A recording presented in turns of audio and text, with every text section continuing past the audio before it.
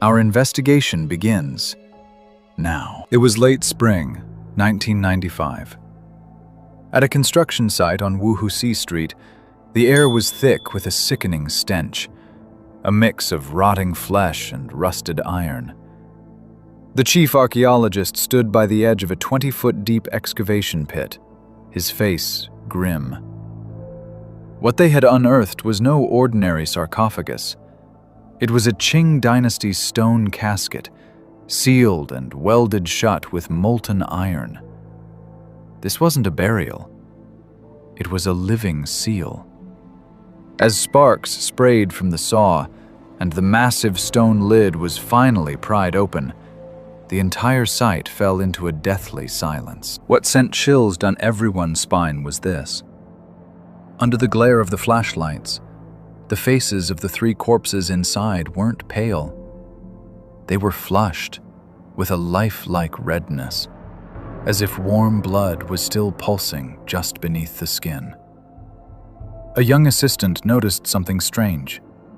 On the chests of their ornate official robes, there was a paper talisman, worm-eaten, yet still bearing the faint marks of red cinnabar. It was trembling slightly in the breeze, almost as if it were breathing. Just as the team prepared to take samples, the air pressure at the bottom of the pit suddenly plummeted. The talisman began to vibrate violently, emitting a frantic hissing sound.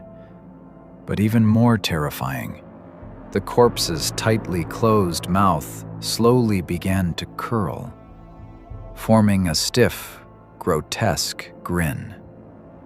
In less than an hour, 3 military trucks with canvas covers forcibly intervened. Personnel in heavy biohazard suits took full control of the site. The 3 ancient corpses were immediately whisked away to a secret facility, known only by its code name, Warehouse 701. The 3 ancient corpses were moved to a sterile, high-security lab on the 3rd sublevel. The archaeological team was ordered to cooperate with military biochemical experts for initial sampling. Inside the lab, the only sound was the rhythmic, clinical beeping of the monitoring equipment. But then, something deeply disturbing happened. As the medical probes touched the chests of the corpses, the heart rate monitor suddenly flickered to life, displaying a pulse. It was faint, but unmistakable.